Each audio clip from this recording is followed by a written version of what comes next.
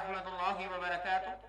आपकी खिदमत में आज रोज़ क़यामत रोशनी और नूर की हासिल करने की दुआ पेश करने की सआदत हासिल कर रहे हैं। अल्लाह रब्बुल आलमीन अपनी रहमत से ये साथ हम सबको नसीब फरमाए और दुआ को पढ़ना शुरू करें। रब्बना अतमिम लना नूरना वग़फिर लना इन्नका अला कुल्ली शैइन क़दीर।